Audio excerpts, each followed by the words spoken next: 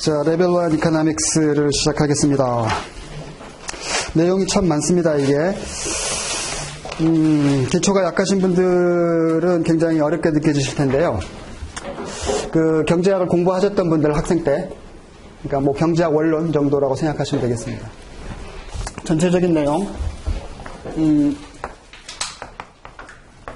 마이크로 이코노믹 파트가 있고, 그 다음에 매크로, 그 다음에 인터내셔널, 이렇게. 한 3년 전에는 이쪽은 우리 레벨 1에 없었는데요. 한 3년 전부터 해서 다시 또 레벨 1에 다시 또 컴백해가지고 들어와 있는데, 여기는 뭐 두 파트가 있죠. 인터내셔널 트레이드, 국제 무역 이론이 있고요. 그 다음에 인터내셔널 파이낸스, 국제 금융 이론 이렇게. 그래서 여러분들 레벨 1 패스하시면 레벨 2에 올라가시면 주로 이쪽 내용들이 레벨 2 경제학의 거의 50%입니다. 그래서 그 레벨 1 공부할 때 조금 맛은 보고 올라와라. 그러면 레벨 2에 조금 이렇게 쉬워지니까 라는 의미에서 들어온 것 같아요. 그렇죠? 처음 공부하시는 분들 있으니까 약간의 기초를 다진 다음에 한번 스텝 바이 스텝으로 한번 들어가 보도록 하죠.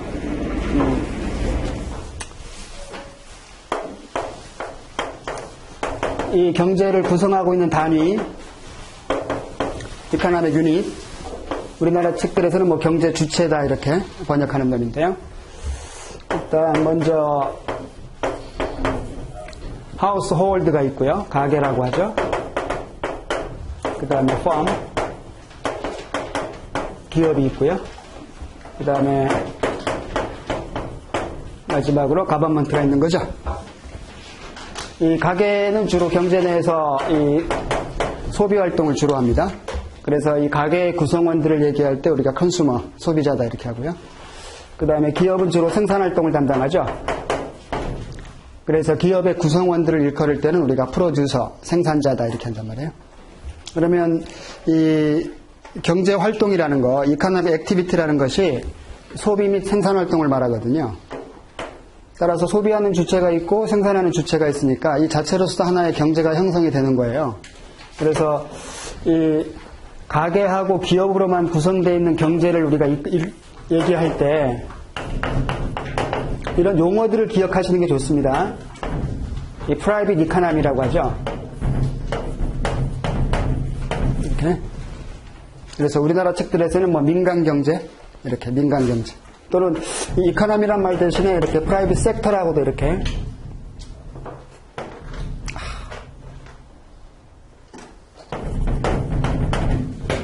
해가지고, 민간 부문이라고 하는 거죠.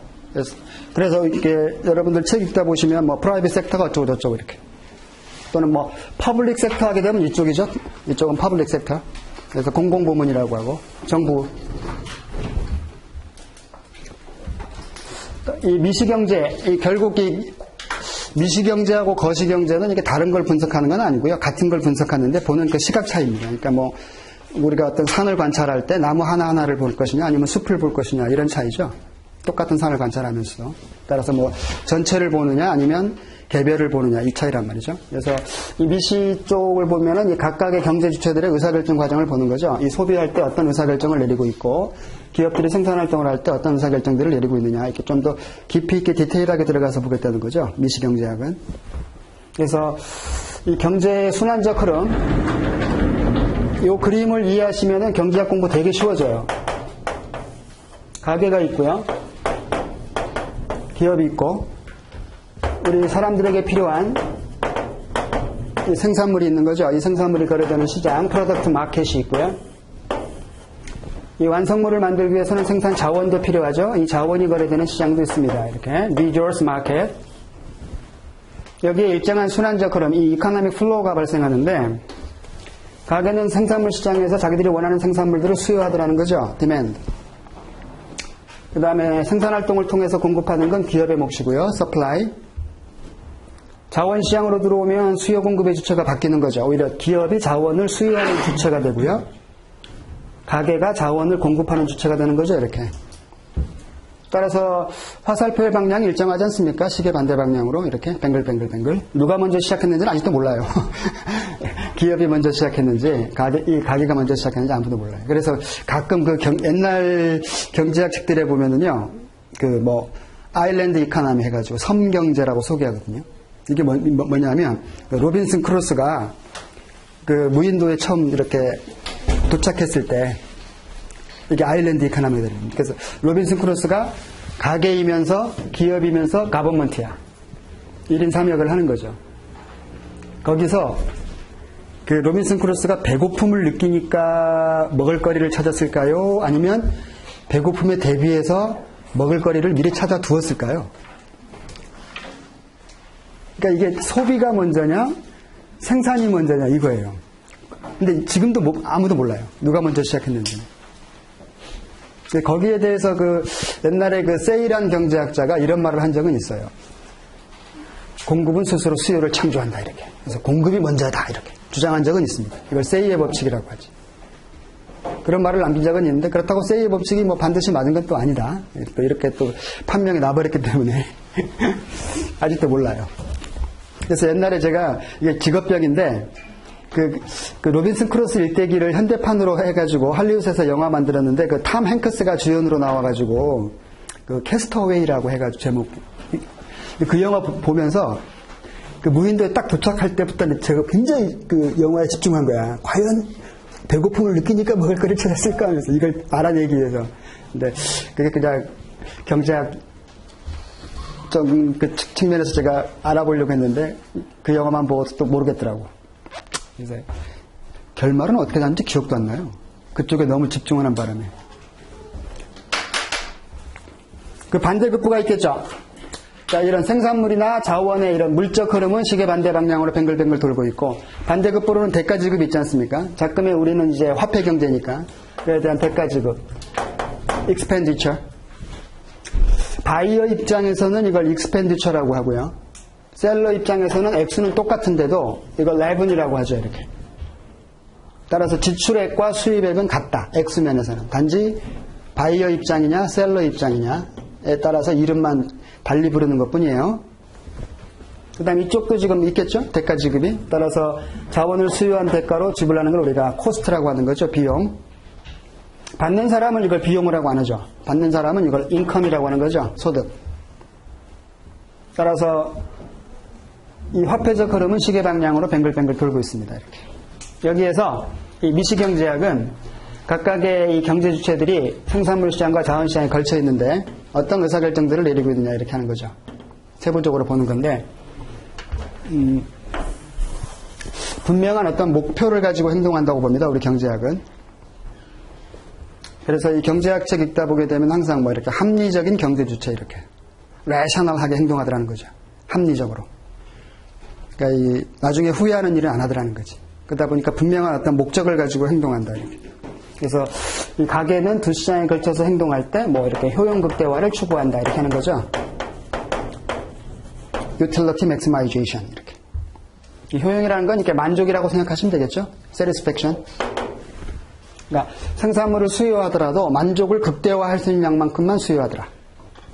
그 다음에 자원을 공급할 때도 마찬가지고. 그 다음에 기업은 다른 목적 하에서 움직이더라는 거죠.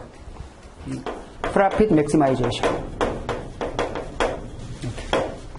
이윤 극대화. 이렇게. 그래서 각각의 경제 주체들이 서로 다른 목적을 가지고 행동하기 이렇게 어수선하게 보이지만 시장에서 서로 이렇게 만나더라는 거죠. 그래서 시장에서 만나서 서로 인터랙션, 상호작용을 하더라는 거지. 그래서 생산물 시장이든 자원 시장이든 이렇게 기본적인 이런 수요 공급의 논리가 있다는 거죠. 그러니까 효용 극대화를 추구하는 소비자들이 과연 이와 같은 수요 패턴을 보여주느냐, 이걸 소비자 이론을 통해서 증명하는 것이고요. 생산자 이론, 이윤 극대화를 추구하는 생산자들은 바로 이와 같은 공급 패턴을 보여주고 있느냐, 이걸 우리가 생산자 이론을 통해서 증명하는 거죠. 세부적으로.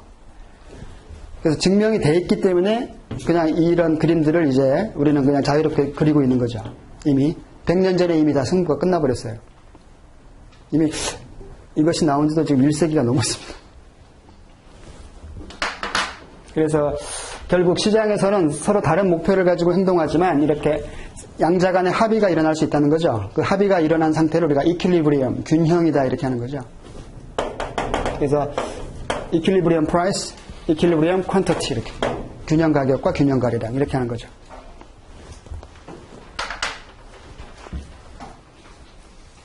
그래서 특히 미시경제학 분야에서는요, 항상 합리적으로 행동하는 국한된 논리만을 다룹니다. 비합리적인 행동은 다루지 않아요. 합리적으로 행동할 때만. 그 다음에 또 필요한 게 이쪽 그 생산물 시장, 이거를 우리가 프로덕트라고도 하고요. 어차피 이건 뭐 미국 책이 뭐 이렇게 어떤 책에서는 이용어, 어떤 책에서는 이용어 쓰고 있으니까 프로덕트라고도 하고, 아니면 goods and services, 재화와 서비스라고도 합니다. 이렇게. 근데 실제 현실에서는 무수히 많잖아요. 그 종류가 우리가 현실에서 소비하는 것들이. 따라서 분석을 할 때 이것들을 다 출현시킬 수는 없으니까 분석의 편의를 위해서 불특정으로 뭐 X제와 Y제만 존재한다 이렇게 하는 거죠. 두 제화만 존재하는 상황으로 단순화시켜서. 왜냐하면 N개의 제화가 실제로 존재하는 상황이라 하더라도 이 두 개의 제화만 존재하는 상황에서 나온 결론이 달라지질 않아요. 결론이 만약에 바뀔 수 있다면 다 출현시켜야 되겠죠. 근데 결론이 안 바뀌는 마당인데 쓸데없이 많이 출현시킬 필요가 없겠더라는 거죠. 그래서 단순화를 위해서 이렇게 불특정으로 X제, Y제 이렇게 하고요. 자원도 무수히 많죠, 종류가. 따라서 다 출현시킬 수는 없는 노릇이라는 거죠. 그런데 요거는 이렇게 불특정으로 안 해요. 이 자원은 공통적으로 들어가는 놈들이 있다는 거지. 어떤 생산물을 만들지 간에 반드시 들어가야 되는 놈들. 기본적인 놈들이 있다는 거죠. 그 첫 번째가 인간의 유용한 노동력이 있죠. 레이버. 그 다음에 두 번째는 자본이 있습니다. 캐피탈. 하나를 더 꼽으면 토지까지 이렇게. 그래서 이 노동, 자본, 토지 이 세 가지를 우리 경제학 책에서는 뭐 3대 기본적 생산 자원이다 이렇게 부르죠. 그래서 지금 우리가 지금 살고 있는 이 현실, 이 시민사회에도요, 계급은 존재하는 거죠. 그래서 우리가 모두 지금 다 가계 구성원들이잖아요. 우리 모두가. 여러분들은 지금 어떠한 생산 자원을 공급한 대가로서 이렇게 소득을 벌어들이고 있지 않습니까? 그래서 노동을 제공한 사람들은 노동소득, 레이버 인컴. 자본을 제공한 사람들은 자본소득, 이렇게. 캐피탈 인컴. 토지를 제공한 사람들은 임대소득이라고 해요. 렌털 인컴 해가지고. 그래서 이 노동자 계급이 있고 자본가 계급이 있고 지주 계급이 있고 이렇게. 그렇죠? 혹시 여기 지주 계급은 안 계시죠? 지주 계급이면 이 밤에 뭐하러 공부하러 오나? 그렇죠? 자본가 계급도 안 계시잖아요. 다 요거죠, 이거? 레이버 클래스. 나도 개인적으로 이쪽으로 가고 싶은데 못 가네요. 그러면 저도 이 밤에 여기 와서 강의 안 해도 되지 않습니까? 편안히 집에서. 아쉽긴 하죠. 그리고 자본. 그냥 이 자본을 얘기할 때 우리 책 읽다 보면은 가끔 이렇게 질문하시는 분들이 있는데 기초가 약하신 분들은 자본은 크게 이렇게 두 가지로 나눠요. 그래서 머니 캐피탈. 그래서 화폐 자본 이렇게. 그러니까 말 그대로 돈으로서의 자본을 말하는 거지. 또는 파이낸셜 캐피탈이라고도 하죠. 그래서 뭐 화폐 자본 혹은 금융 자본 이렇게 하는 거예요. 말 그대로 돈으로서의 자본을 얘기할 때는.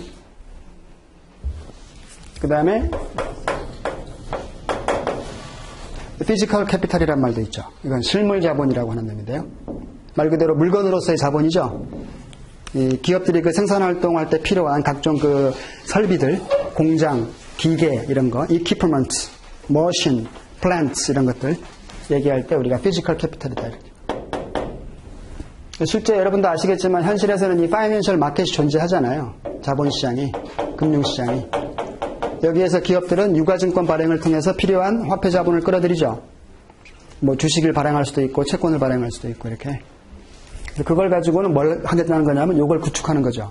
피지컬 캐피탈을. 공장을 더 확대한다든지 새로운 기계를 도입한다든지. 그래서 우리 경제학적으로 보면은 이 화폐 자본은 곧 실물 자본으로 이어지는 거예요. 그래서 혹시 그 학생 때 여러분들 그 경제학 책, 우리나라 말로 되어 있는 경제학 책 공부할 때 보면은 이 자본의 가격, 그러니까 노동의 가격은 임금이라고 하고요. 자본의 가격을 얘기할 때는 가끔 두 가지로 합니다. 우리나라 책들도. 어떤 때는 이자라고도 했다가 interest rate, 어떤 때는 임대료라고도 해요. 자본의 가격. 그러니까 왜냐하면 이게 요 성격이면 이자라고 하는 건데 요 성격일 때는 좀 임대료라고 한단 말이에요. 그래서 그러다 보니까 같은 자본의 가격인데도 어떤 책에서는 막 임대료라는 말을 즐겨 쓰는 책이 있고 어떤 책에서는 이자라는 말을 즐겨 쓰는 책이 있고. 나중에 우리 그 생산자들 행동 공부할 때 이것도 지금 세 가지니까 너무 많단 말이에요. 그래서 여기 생산물처럼 이렇게 두 개만 출연시켜야 되를 이렇게 단순화가 필요하다고 할 때는 요 두 가지만 출연시키는 거죠. 즉 기업들이 생산활동에 필요한 생산자원은 노동과 자본만 존재한다 이렇게 편의상 요 두 가지만 출연시킬 거예요. 분석을 할 때는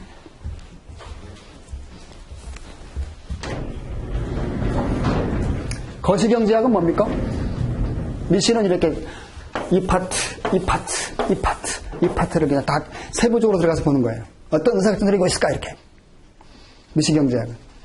근데 거시는 좀 넓게 보는 거란 말이에요. 크게. 따라서 이쪽에 있는 세부적인 행동보다는 이 전체적인 이 순환적 흐름의 사이즈, 규모. 이게 어떤 경우에 더 커지느냐 이렇게. 이 순환적 흐름의 규모가 커지는 현상을 우리가 경제 성장이라고 하는 거예요. economic growth. 따라서 거시경제학 쪽에서는 보통 우리의 그 관심사가 뭐냐면 어떻게 나라 경제를 성장시킬 것이냐 이렇게.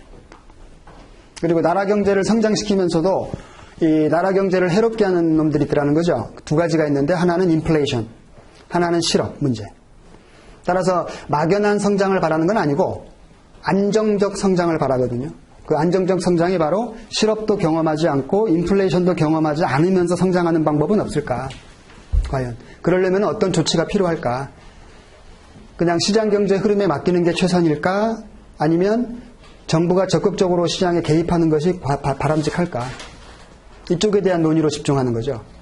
왜냐하면 그 공부하셨던 분들은 아시겠지만 이 거시경제 이론은 특히 그 고전학파 이론하고 클래시컬 이코노미스트, 그 다음에 케인즈한 이코노미스트 두 학파 간의 논쟁의 산물이지 않습니까? 그래서 그 고전학파들은 이 시장경제를 신봉하는 사람들이고 케인즈 학파들은 정부의 적극 개입을 주장하는 사람들이고 각 정책을 통해서 경제 안정화를 도모하는 것이 최선이다 이렇게. 그래서 그쪽에다가 우리가 초점을 맞출 거란 말이에요. 거시경제학 쪽은. 어떻게 안정적 성장이 가능하냐. 그리고 어떤 정책을 쓰는 것은 또 어떤 효과가 있느냐. 이쪽에다가. 그리고 일단 성장을 위해서는 또 어떤 것들이 필요하냐. 이렇게. 그 레벨 2에 올라가시면 아까도 말씀드렸지만 인터내셔널 이코노믹스 파트에서 특히 그 인터내셔널 파이낸스 쪽에 집중한다 그랬잖아요. 경제 성장 이론도 많이 나와요.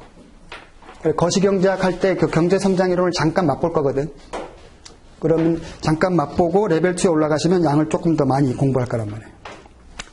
그러니까 여러분이 나중에 CFA가 되시면 이렇게 그 투자 분석을 해줘야 하잖아요. 클라이언트한테. 그러려면 어떤 나라의 성장 패턴을 알아야 수익률이 더 높아지고 낮아지는 걸 평가할 수가 있잖아. 그러다 보니까 레벨 2 주제들은요, 실제 여러분들이 나중에 실무에 필요한 어떤 투자 전략을 구사할 때 필요한 경제 이론들로 이렇게 집중되어 있어요. 그래서 전체적으로 보면은 뭐 경제 성장 패턴을 설명하는 경제 이론들, 그 다음에 특히 외환시장이 돌아가는 메커니즘들, 그 다음에 또 어떤 국가들은 어떤 그 경제를 규제하는 경우들이 있잖아요. 그 규제의 효과들은 또 어떻게 일어나고 있는지. 그러니까 어떤 나라는 그냥 자유롭게 경제를 방임해서 이렇게 운영하는 나라가 있는가 하면 적극적으로 경제를 이렇게 규제하는 나라도 있지 않습니까? 그래서 경제 규제들은 또 어떤 것들이 있고 또 그 효과들은 또 어떤 것들이 나오고 있느냐. 이런 것들로 레벨 2의 주제들이 형성되어 있어요. 경제학 내용들이. 그러니까 그거를 배우기 전에 이 레벨 1에서는 초보적인 경제 이론들을 조금 이렇게 배워야 매끄럽게 이해가 되니까 약간 이어지는 파트라고 할 수가 있겠죠. 자, 그러면 마이크로부터 우리가 한번 들어가 보죠. 마이크로 이코노믹스. 많은 내용들이 생략되어 있어요. 뭐 경제학 공부하셨던 분들은 아시겠지만 뭐 소비자 이론에서 보시면은 뭐 한계 효용 이론, 무차별 곡선 이론 막 이런 것들이 막 난무되어 있었는데 그게 다 생략되어 있어요. 여러분들도 다 알겠거니 해가지고. 그러니까 공부한 지 좀 오래되신 분들은 막 기억을 끌어올려야 돼. 옛날 공부했던 것들을. 일단 거기 여러분 책 거기 1페이지에 들어가 보시면요. 가장 중요한 그 경제학의 컨셉이라고 할 수 있는 게 있거든, 컨셉. elasticity. 이 탄력도 또는 탄력성 이렇게 번역하는 놈이 있지 않습니까?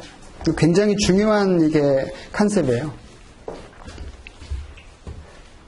그 재무관리 쪽들에서는 이 탄력성이라는 용어 대신에 sensitive란 말로 더 많이 써요. 재무관리 쪽에서는. sensitive.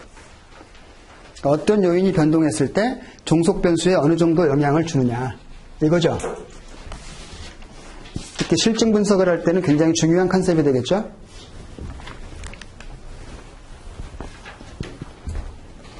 자, 그 탄력성. 이게 뭐냐면, 먼저, 우리가 어떤 상품에 대한 수요량을 Q라고 하겠습니다. 여기에 영향을 미치는 요인들이 많다는 거죠. 일단, 그 생산물의 가격이 있을 수가 있겠고요. price. 두 번째는 소득을 꼽을 수가 있겠습니다. 소득이 많고 적음에 따라서 수요량에 영향을 주죠. 여러분들 지금 현재 다 소득이 부족하다고 느끼고 있지 않나요? 그러다 보니까 충분히 내가 사고 싶은 물건 다 못 사고 있잖아요. 그죠? 그거 레이버 인컴이라서 그래. 캐피탈 인컴이면 반드시 그런 건 아닌 것 같더라고. 거기서 뭐 캐피탈 인컴 벌어들이는 사람도 땅콩 하나 가지고 장난친 적도 있으니까. 땅콩 주고 싶더라니까. 그 다음에 하나 더 꼽아보면. Prices of related good 해가지고 연관 상품의 가격이라고 하는 놈이 있어요. 기타 등등 굉장히 많은 요인들이 복합적으로 영향을 주고 있습니다. 그러니까 물건 하나 사는데도 굉장히 많은 요인들이 영향을 주고받고 있는 거죠, 사실은. 그래서 기본적으로 여러분 알고 있는 베이스가 뭐냐면 이 생산물의 가격 P, 그 다음에 수요량 Q. 그러면 일반적인 수요 곡선은 이렇지 않습니까? 여러분 다 아시다시피 가격과 수요량 간의 역의 관계가 있다, 이렇게. 그러니까 가격이 높으면 적은 양을 수요하려고 하고 가격이 더 낮아지면 더 많은 양을 수요하려고 하더라. 이건 여러분 다 아시는 상식인데 문제는 이 가격이 변동했을 때 요놈한테 어느 정도의 임팩으로 주느냐를 알아보는 컨셉이 바로 탄력성이죠. 그래서 가격 탄력성이 있고요. 그 다음에 소득 탄력성이 있고 또 소득이 변동했을 때 어느 정도 임팩을 주느냐. 그러니까 연관 상품의 가격인데요. 이름이 너무 길잖아요. 그러다 보니까 줄여서 얘기할 때 그냥 교차 탄력성이라고 합니다. 크로스. 그래서 우리가 이제 알아봐야 될 이 탄력성 개념이 세 가지예요. 어차피 뭐 시험 문제도 이 세 가지 중에 하나가 나올 테니까요.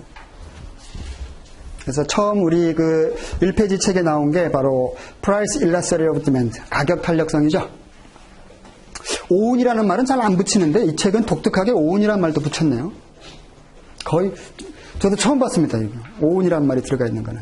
오운 프라이스라는 말 잘 안 쓰는데 그냥 Price Elasticity of Demand 이렇게. 그래서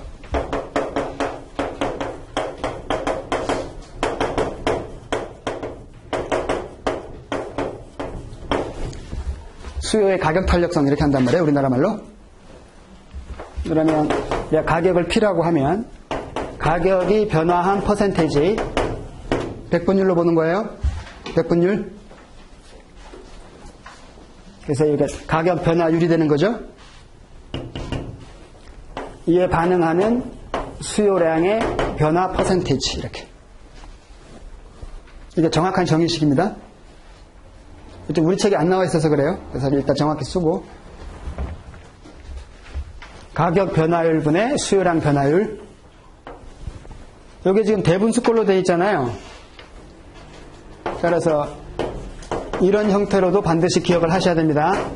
이렇게. 나중에 이 계산 문제 할 때는 이 형태로 우리가 해야 돼. 이걸로. 자, 그 다음에 짚고 넘어가야 될게요. 지금 이 수요 법칙에 따른다면 이 가격하고 수요량 간에는 inverse relationship이잖아요. 가격이 내려가면 수요량이 증가하고 반대로 가격이 올라가면 수요량이 줄어버리니까 분모분자가 이렇게 서로 상반되게 움직여요. 따라서 수학적으로 무조건 네거티브 넘버가 나오게 돼 있거든. 그러면 이 탄력도를 해석할 수가 없게 돼요. 왜냐하면 이 탄력도라는 것은 원인에 대해서 결과가 민감하냐 둔감하냐를 보는 거거든. 그러니까 민감할 때를 탄력적이다 이렇게 하고 둔감할 때를 비탄력적이다 이렇게 하는 건데 요놈과 요놈이 같아버리면 어때요? 퍼센테지가. 그럼 1이 나오지 않습니까? 그러면 이거 민감한 것 둔감한 것도 아니거든. 따라서 1을 기준으로 이렇게 평가를 해야 되는데 네거티브 넘버가 나와버리니까 1과 비교할 수가 없잖아. 무조건 작은 값이니까. 그래서 해석할 때만이에요. 인터프리팅 할 때만 이렇게 absolute value를 취하는 거죠. absolute value를 취한 상태에서 1보다 크면 elastic 이렇게 탄력적이다 이렇게 하는 거죠. 1보다 크다는 건 아무튼 요놈의 변화보다는 요놈의 변화가 크다는 거잖아요. 따라서 민감한 거죠. 예컨대 뭐 가격이 약간만 오르더라도 수요량은 크게 감소하더라 이런 뜻이니까, 반대로 뭐 약간만 내리더라도 크게 증가하더라 이런 뜻이니까요. 민감한 거죠. 따라서 탄력적이다 이렇게. 1보다 작으면 그때 가서는 우리가 inelastic 비탄력적이다 이렇게 하는 거죠. 계산 문제 할 때는 이렇게 앱솔루트 밸류 취하면 안 돼요. 계산하라 할 때는 그냥 마이너스 값 나오면 마이너스 값 있는 채로 얘기해야 돼. 그냥 우리가 해석할 때만, 탄력적이냐 비탄력 해석할 때만 이렇게 앱솔루트 밸류. 그래서 우리 책에도 거기 그 1페이지 맨 밑에 패러그래프 보시면 거기 맨 밑에 패러그래프 첫 번째 줄 끝머리 보세요. 앱솔루트 밸류 of elasticity 1보다 크면 이렇게 되어 있죠. 앱솔루트 밸류란 말이 있단 말이에요. 절대치를 씌운 상태에서. 그 다음에 극단적인 경우도 한번 가보죠. 이게 만약에 무한대 값이면 현실적으로는 존재하지 않는데, 일단 뭐 경제학은 과학이다 보니까 있을 수 있는 가능성이 0.01%만 있어도 일단 얘기는 하거든요, 무조건. 무한대면 어떻습니까? 가격이 미세 변동에 대해서 이게 어마어마하게 반응하는 거잖아요. 너무너무 민감한 거지. 그때로 우리가 perfectly elastic, 완전 탄력적이다 이렇게 하고요. perfectly. 요게 0의 값을 갖는 경우가 있겠죠. 탄력성 값이 0이라는 것은 가격 변화에 대해서 이놈은 양이 안 변하고 있다 이런 뜻이에요. 양이 제로란 뜻이 아닙니다. 일정 수준의 양에서 변함이 없다 이거죠. 따라서 아예 둔감한 거잖아요. 따라서 perfectly inelastic, 완전 비탄력적이다. 그 다음에 요게 1일 때가 있지 않습니까? 1일 때는 이게 탄력적이지도 비탄력적이지도 않은 경우라 그랬죠. 이때는 이름을 뭐라고 부를까?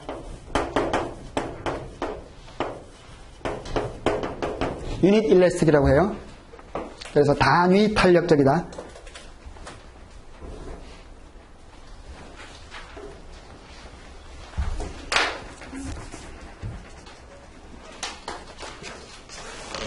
이 페이지로 건너가 보시면 이 특정 재화나 서비스, 이게 이 가격 탄력성에 따라 가지고 이 수요 곡선의 모양이 달라요. 특히 기울기가. 그래서 우리 책에서는 지금 극단적인 경우만 예시하고 있는데 일반적인 경우부터 한번 가볼게요.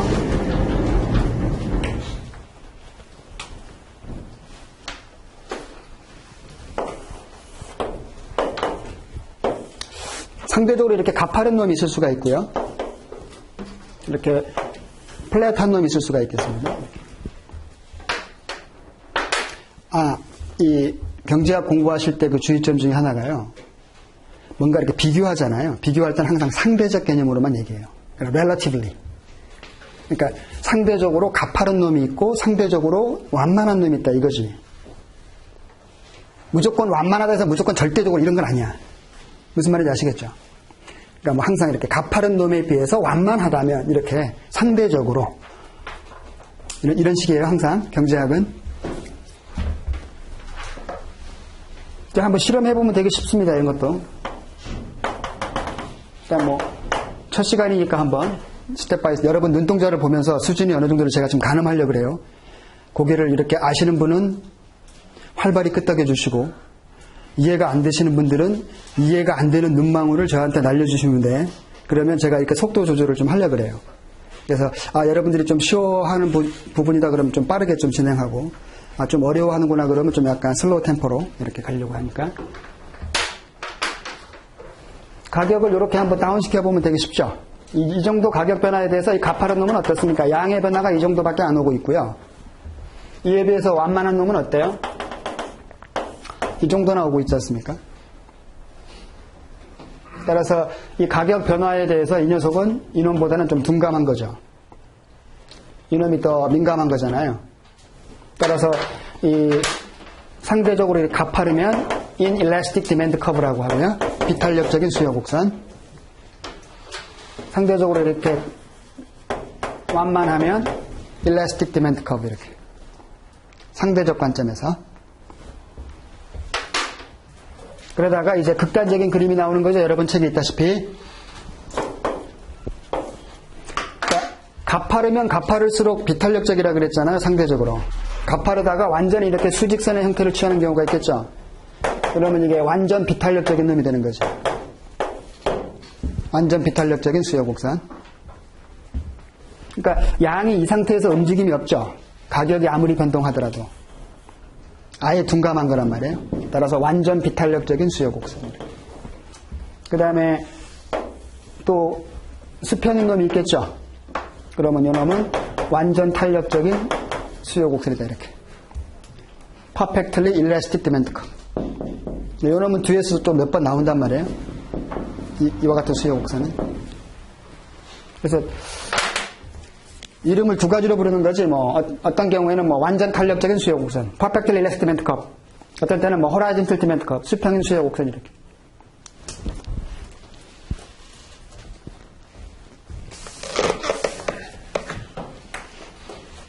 이게 기하학적으로 보시면, 우리 경제학이요.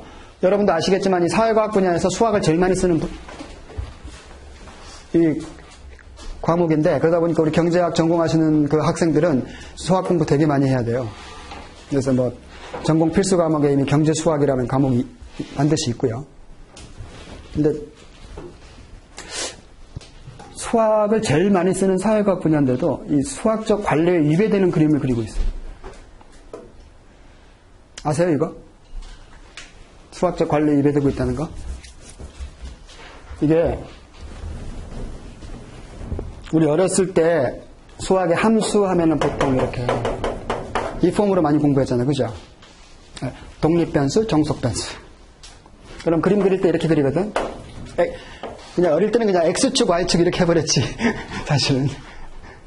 이렇게 그리잖아요. 그래서 뭐 정의 관계면 이렇고, 음의 관계면 이렇고, 뭐 이렇게 했잖아요. 근데 우리 경제학에서 수요 함수는 이와 같거든요. 그렇죠? 가격이 독립변수야. Independent variable. 그러면 수학적 관례에 따르면 그림 이렇게 그려야 된다. 이렇게 그려진 그림 본 적 있나요? 없습니다. 아주 희귀본 경제학 체계는 있어요.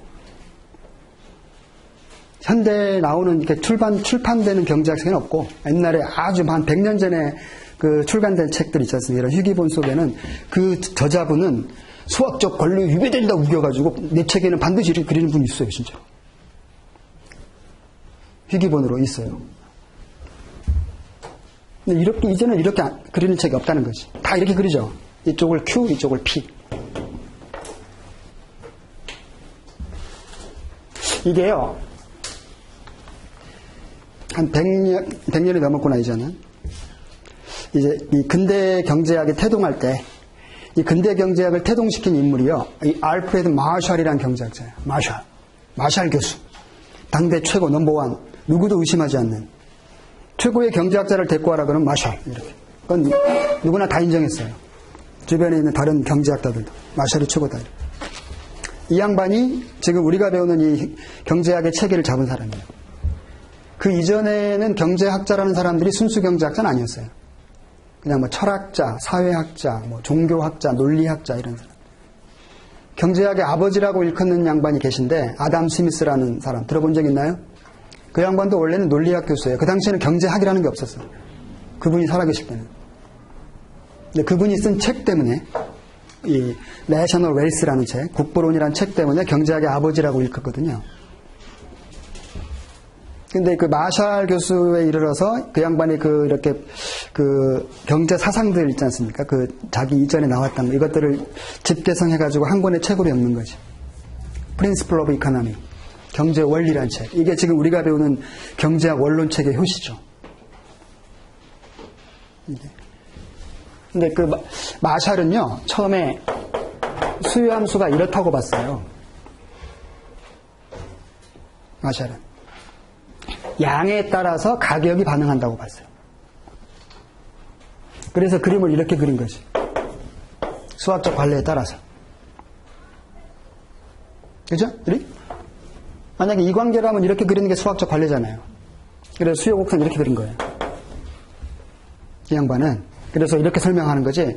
양이 이 정도밖에 없다. 그러면 사람들은 기꺼이 이 가격을 지불하려고 하더라는 거죠. 양이 적으니까. 이거를 디맨드 프라이스라 그래.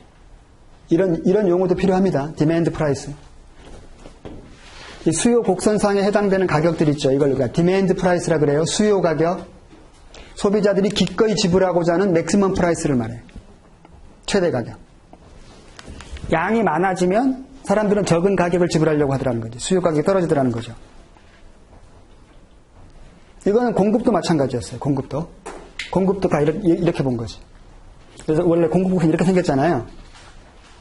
적은 양을 생산하게 되면은 생산자들은 적은 가격을 받으려고 하더라는 거지. 이걸 우리가 서플라이 프라이스라 그래요. 공급 가격. 생산자가 최소한 받고자 하는 가격이지.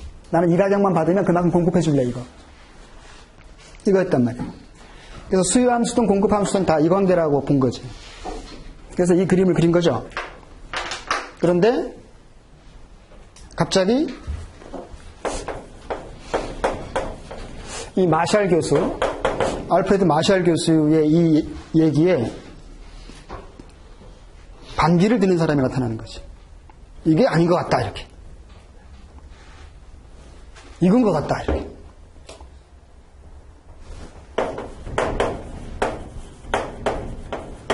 이 왈라스란 사람이에요. 이 사람은 원래 전공이 수학이에요. 프랑스 수학자인데 경제학에 대한 지대한 관심이 있었던 거지. 그래서 약간 부전공 정도로 경제학을 하고 있었던 거지. 당대 최고의 경제학자가 이렇게 주장했는데 이 양반이 아닌 것 같은데 이렇게. 내가 봤을 때 이건데 가격에 대해서 양이 반응한다. 두 사람이 치열한 논쟁을 벌여요. 여기에 많은 경제학자들이 누구 편을 들어줬을까? 이 사람이 이긴 것 같죠? 아니, 이 사람이 이겨요. 왈라스가 이깁니다. 이 양반이 결정적 한 방을 날려요. 논쟁을 하면서. 다른 경제학자들을 확실히 설득시킬 수 있는. 그게 뭐냐면, 옵션 마켓을 봐라. 경매 시장을. 경매 중개인이 양 갖고 떠드는 거 봤냐. 자, 이 가격부터 시작하겠습니다. 이렇게 하잖아요. 그러면 이 가격에 대해서 팔려는 사람과 살려는 사람이 반응하는 거지. 수요량과 공급량이. 그잖아요. 그래서 한 3년 전에는 우리 여기 이 마이크로 이코노믹 파트에 옥션 마켓도 있었어요. 그래서 뭐 경매 방법들 있잖아요. 이런 방법이 있고 이런 방법이 있고 그것도 시험이 막 나왔었어요, 옛날에. 이 수요 공급 이론이 가장 잘 작동하는 시장, 이걸 우리가 효율적 시장이라고 하거든. 에피션스 마켓. 대표적인 에피션스 마켓을 골라라 그러면 경매 시장이에요. 항상 이렇게 수요 공급이 일치해가지고 합의를 보더라는 거지. 균형을 잘 달성하더라는 거죠. 그래서 경매 시장, 효율적 시장 얘기할 때 에피션스 마켓.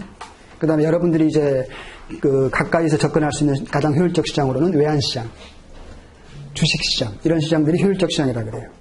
수요 공급의 논리가 잘 작동하고 있다는 거죠. 빠르게 균형을 회복하더라는 거지. 그래서 이 사람이 이긴단 말이에요. 이겼으면 이제 그림 바꿔야 될 거 아니야, 이렇게. 너무 미안했던 거예요. 본인이 이겨놓고 깜짝 놀란 거죠. 그래서 그림은 그냥 이 사람 그림을 그려줘요. 뭐 수학적으로 문제 있는 건 아니잖아. 그냥 수학의 관례가 이걸 뿐이지, 그죠? 이걸 바꿔 그렸다 해서 틀린 건 아니잖아요. 설명만 제대로 하면 되는 거니까, 바꿔서 그렸으면. 그죠? 이게 독립변수고 이게 종속변수다, 이렇게 해버리면 되는 거잖아요. 그렇다고 뭐 수요 곡선의 모양이 바뀌는 것도 아니잖아요. 똑같이 모양하는 건 똑같고요. 그죠? 어차피 이 사람은 수학자였거든. 따라서 뭐 굳이 뭐 이렇게 그렸다 해서 틀린 건 아니다 해가지고 이 양반이 그냥 그림을 그려준 거예요. 그래서 이게 굳어버린 거예요. 우리 경제학의 관례로.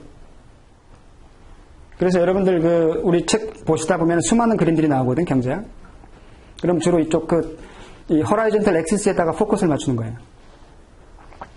두점 관계면 이게 독립변수와 종속변수의 관계의 그림이다 그러면 무조건 horizontal axis에 포커스를 맞추는 거예요. 왜냐하면 그게 종속변수니까 그놈이 어떻게 움직이는 걸 봐야 되기 때문에.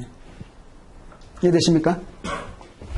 그러면 이해가 쉽단 말이에요. 아까 우리 그렸던 그림도 이게 이 가격이 이게 독립변수다 보니까 이걸 가파르게 그려버리면 종속변수의 운신의 폭이 적잖아요. 기하학적으로도. 따라서 비탄력적일 수밖에 없겠지. 하지만 이렇게 플랫하면 어때요? 이놈의 약간의 변동에 대해서 이놈의 운신의 폭이 크죠. 따라서 민감할 수밖에 없는 거죠. 기하학적으로도. 이게 독립변수를 여기다 넣어버렸기 때문에 그렇죠.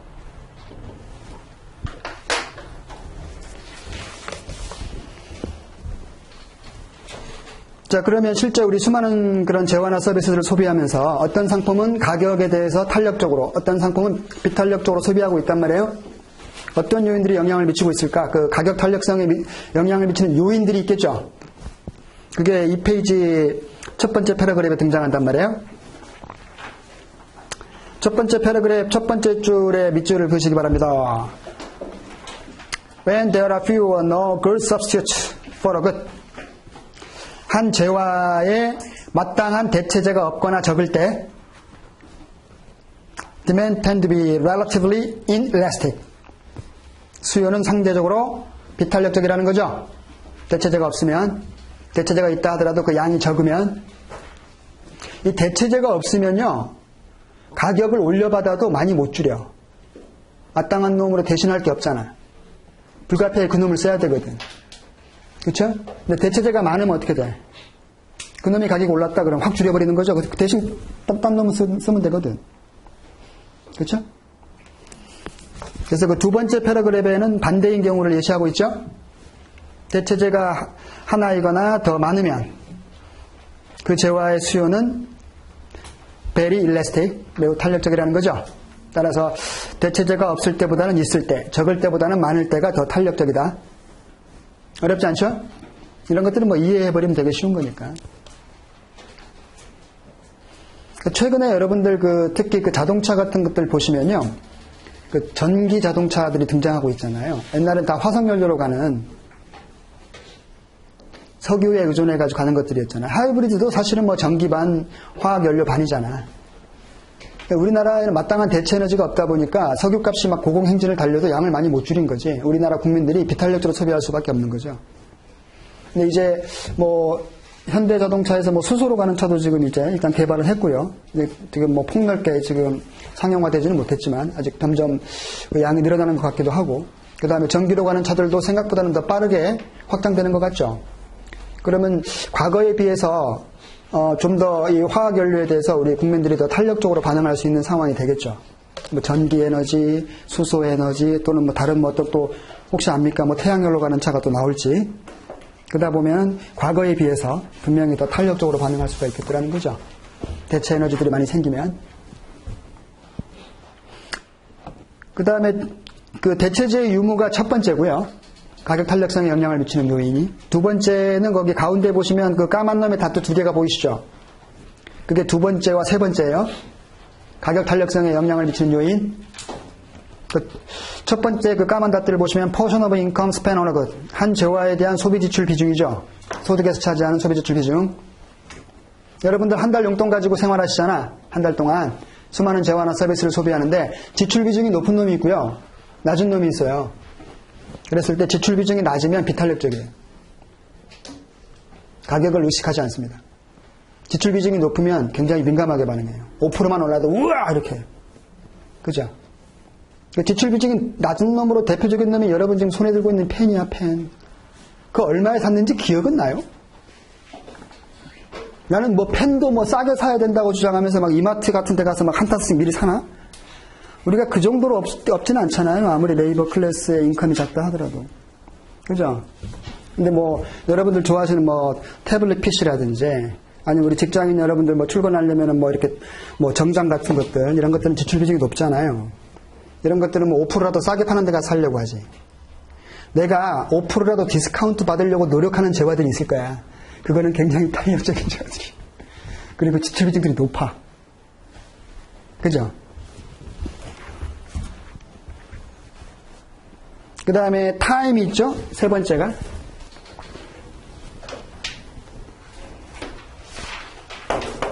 이 경제학은 분석을 할 때 이 타임, 기간 구분을 할 때 심플하게 합니다. 계속해서 여러분 우리 책에 나올 텐데 이렇게 숏런과 롱런으로만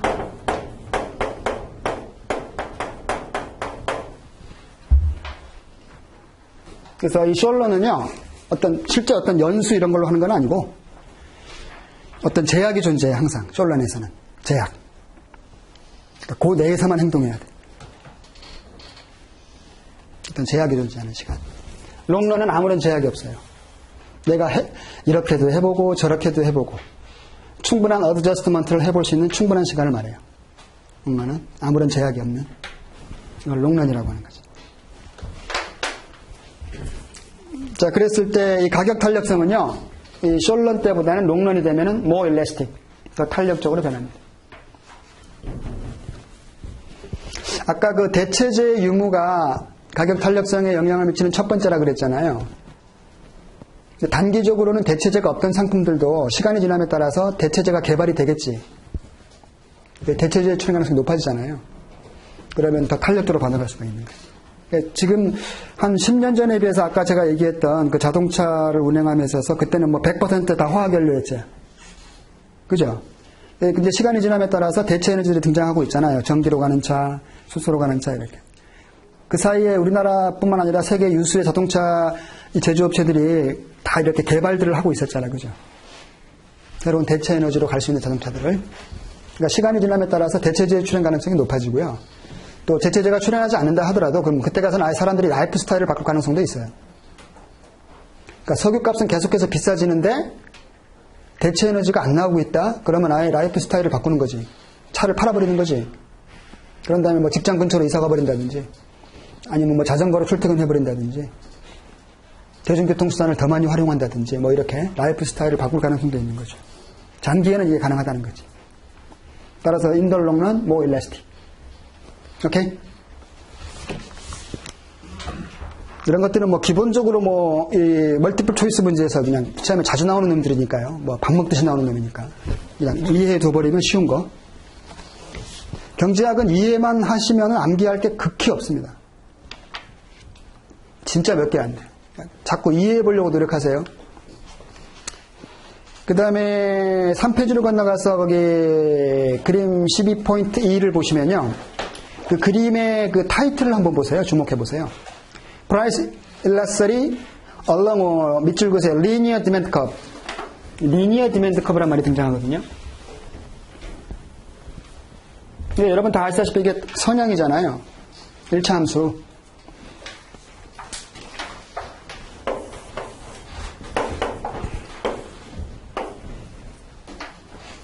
이렇게 따라서 직선의 형태로 나오는 거죠. 리니어니까. 그러면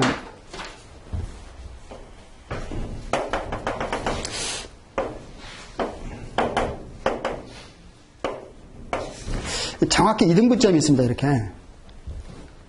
2등분점 하에서의 이 탄력성 값이 1이에요. 정확히 이게 이렇게 직각 삼각형이잖아요. 그러면 이 탄력성 값을 구해보면 선분의 길이로 나오는데 요놈분의 요놈이 돼요. 그러니까 이놈이 분모, 이놈이 분자. 그럼 정확히 2등분점에서는 분모 분자가 선분의 길이 똑같잖아. 따라서 1. 오케이? 여기면, 여기 어딘가면, 요점이면 요놈분의 요놈이 되는 거지. 따라서 분모보다 분자가 길어. 여기도 마찬가지겠죠. 분모보다 분자가 길죠. 항상. 여기가 2등분점이라고 했으니까.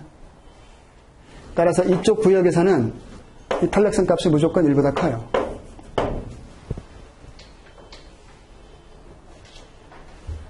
그 다음에 이쪽 구역에서는 반대가 되겠죠. 오히려 분모의 선분의 길고 분자가 짧겠죠. 따라서 무조건 1보다 작아. 이렇게.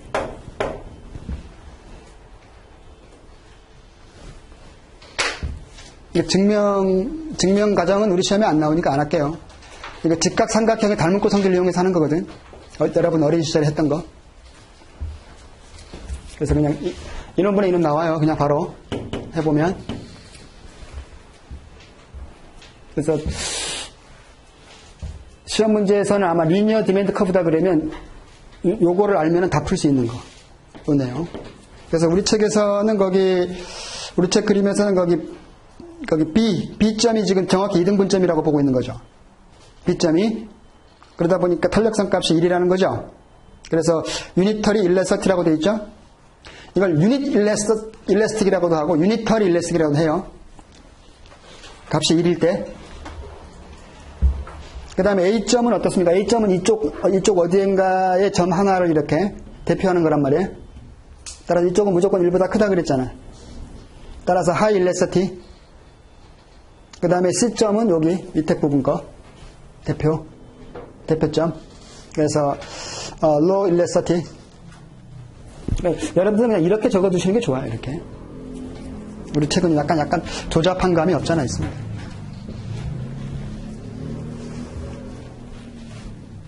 잠시 쉬었다 하겠습니다.